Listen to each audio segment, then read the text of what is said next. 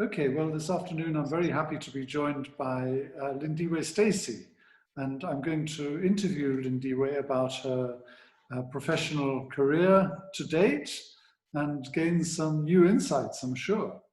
I'm very happy to be working with Lindiwe. She's got an established professional career which has taken her to organizations like Shell, Deloitte, Standard Bank, and has worked more recently at Wits University as head of transformation. So Lindiwe has wide experience in the corporate world and is now working independently as a coach and a trained mediator, rather like me as well. We're both trained and accredited with conflict dynamics in the mediation space.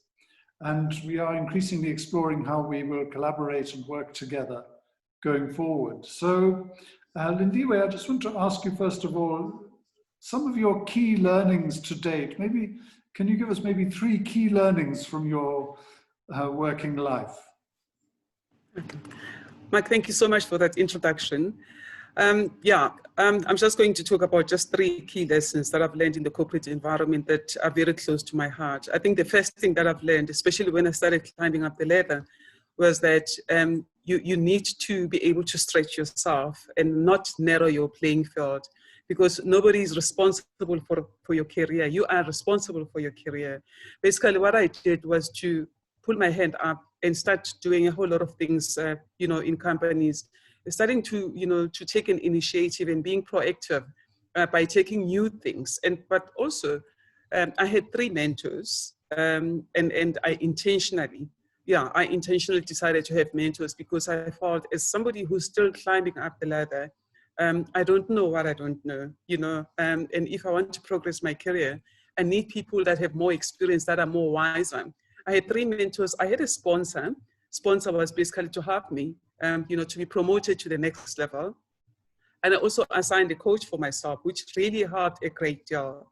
But I think the second thing as well is just what I've realized is that in order for you to succeed in the corporate environment, you need to understand the structures. You need to know who's who, who's friends with who, who are the influential people, and start sort of like aligning yourself with those people.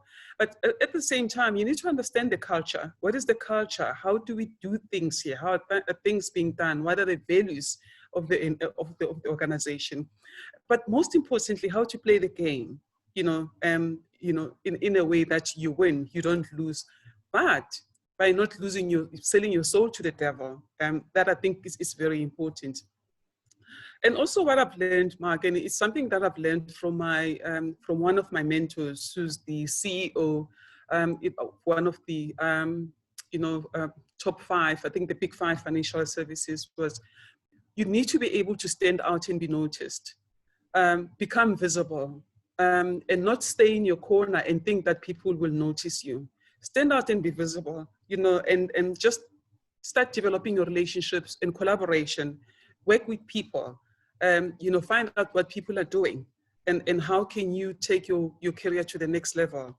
And so I was always looking for innovative ways of doing things in any organization that I joined. So those are the 3 key lessons. Yes. Yeah. Those are the 3 key lessons that I say I've really learned, and that helped me, to be able to navigate, but also to succeed, in the corporate environment.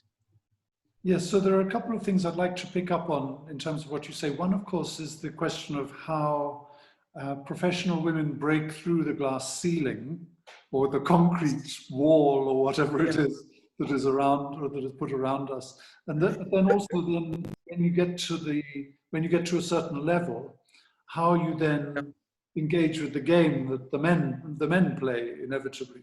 But maybe if you just first of all talk to us about this ceiling. Yeah. Glass or concrete. Mark, I think what we need to remember is that we operate in a very patriarchal environment. It's still a man's world. As much as we talk about gender equality, gender equity, but the reality is men are still in senior positions. And therefore, we also need to be assertive. We need to, to decide what is it that I want to achieve, for me to go some way. And And one of the things I think, in fact, it's not one of the things, it's many of the things that men say about women, which is basically a misconception, you know, and that's the reason why you find that most women reach a glass ceiling and they can't break through it. This perception that, you know, women are not strong enough, women are not forceful, but at the same time, they say that, you know, being a woman, you have family obligations, and therefore you won't be able to cope, which is not true.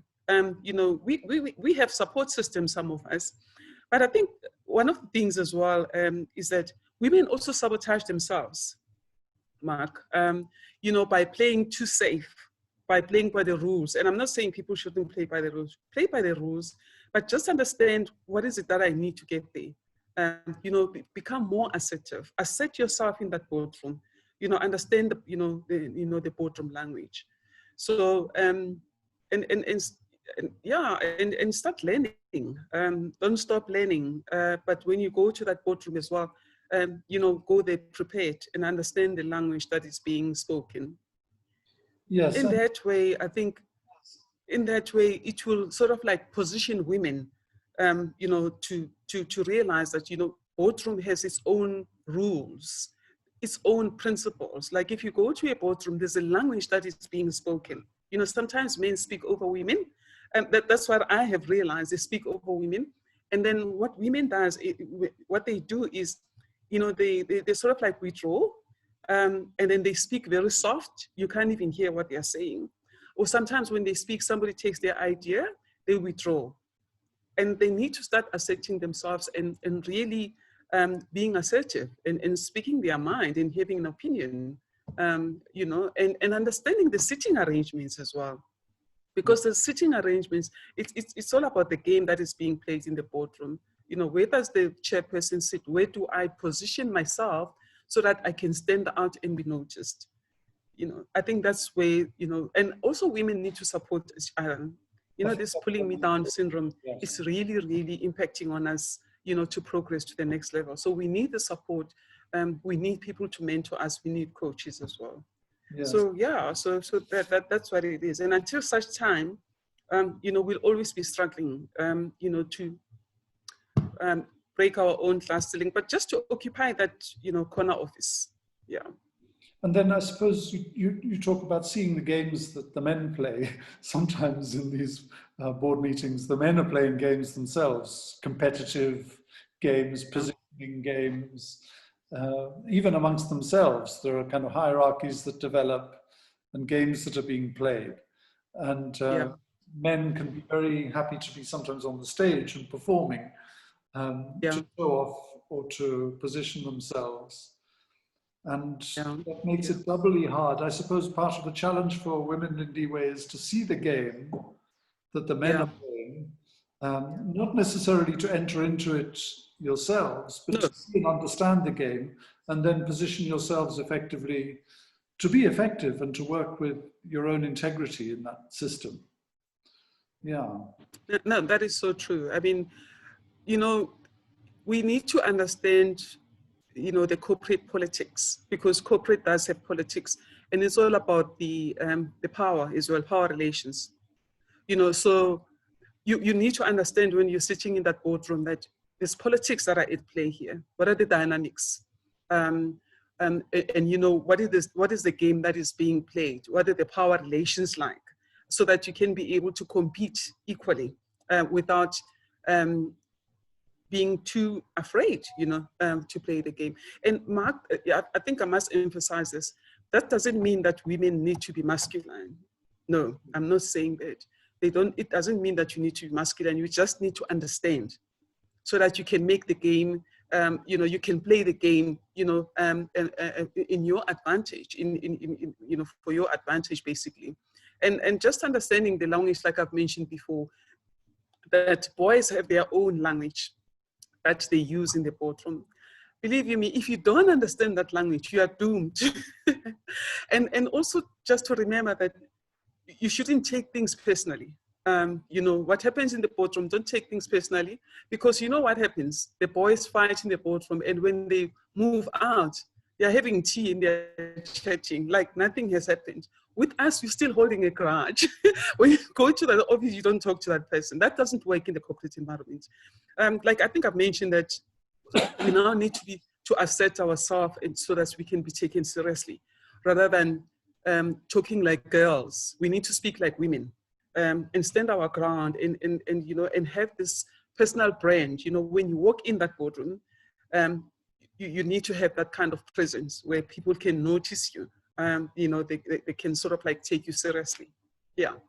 I think it's actually part of a wider transformation that needs to take place at that senior level in business, because many people get into the boardroom because they are at the top of a silo. Yeah. And they are, we presume, usually good at being the head of their particular silo. And all the others who are there are also heading their own silos, which tends to make it a collection of people who are experts in their particular field, but not necessarily good at working together in a more cross-disciplinary way. And this is something that maybe women can bring, is the ability to create those cross-divisional networks, to break through those silos and bring a new dimension to thinking about what happens in the boardroom, how it can be a more effective place in the interest of the business. Very interesting. Absolutely. So you also mentioned earlier about the wider issues of transformation that need to take place in the corporate sector. I'm wondering, in terms of what you see, what do you think needs to be different? What needs to change in the coming period in corporate world? Mark, I will say this. I think I would like to just to comment based on the two sectors that I've worked for, where transformation has been driven completely differently. When I was in the private sector, transformation was seen as a strategic imperative, and it was embraced as such. I think because clients started to ask for a diverse group of people. Clients started to look at what is the culture of the organization. Is it conducive? Is it enabling? But how do you transform the way you do things? Clients were looking for innovative ways of, companies bringing in those kind of products that are innovative. And but what I've noticed is that in other sectors, like I think in the higher education sectors, transformation is still perceived as a compliance issue. Okay, it's sort of like a numbers game. It's not seen as a strategic imperative. And transformation for me, it transcends gender, and it transcends gender in what else? Basically race and gender. It is all about inclusivity. It's all about diversity. It's all about that. Creating an environment that is enabling, where everybody can have that kind of sense of belonging. And when you drive it like that, it becomes part of the culture. It gets embedded, within the culture, and the values. Everybody ascribe to those kind of values, where it becomes non-negotiable. If a leader is not buying into that kind of culture in the organization that I came from many years ago, I mean, that leader, regardless of who you are and how much money you bring into the company, that leader used to be asked to leave. It's either you embrace, you buy into this transformation agenda, you do the things that you're supposed to be doing so that the culture can be conducive, or you leave. And everything will be done to help that leader, like coaching, you'll be maybe a therapist or whatever, but if there's no change that is being seen, you're switching off the lights on people, you're not buying into this culture, leaders used to be asked to leave.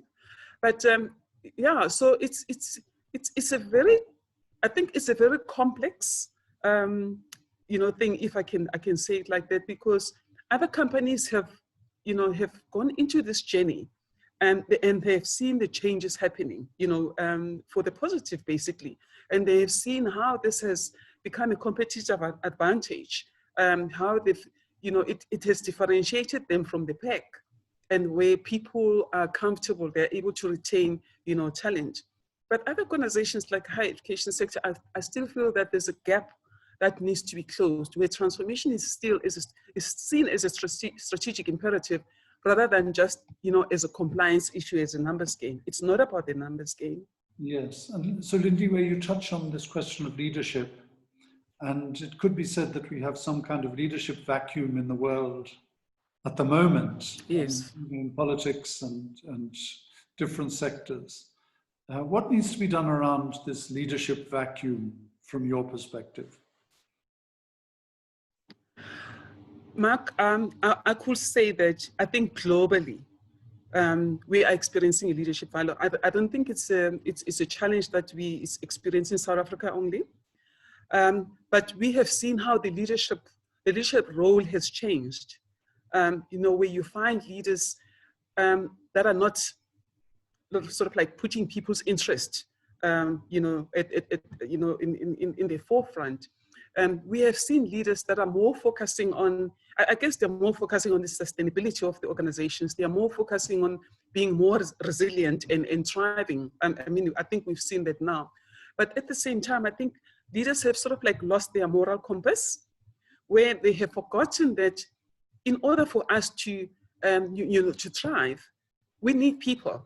You cannot thrive in a business or an organization without people making you shine. Your people are your asset. And if you don't look after your people, may it be around the health, may it be around their emotional well-being, may it be the culture, you know, how you rebuild the culture to make it more conducive, may it be how your teams are operating, you know, to be functional and to be more optimal.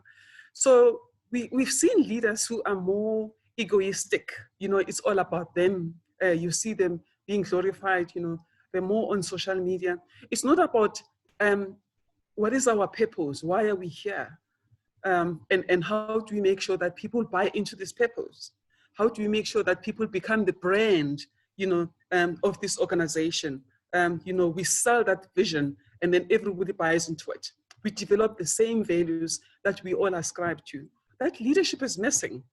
You know, the leadership of the 21st century, and unfortunately, you know, there's few of them that I could say, you know, are still leaders that I look up to.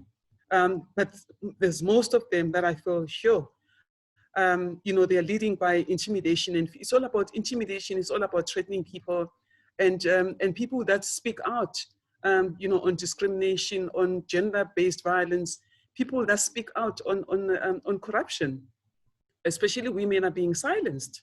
You know, even men as well.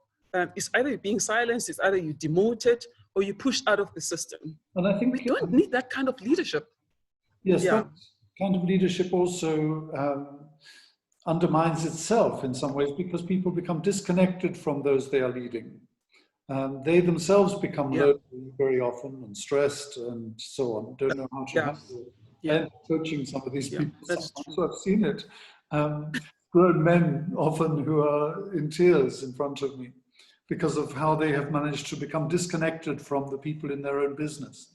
And it's very sad and difficult to put right when it gets to that stage. And I think the opportunity exists for people rising up and for women, emerging leaders, to do things a bit differently. And coaching support is very important, especially for women leaders, I think, to build their networks, build their self-confidence and so on.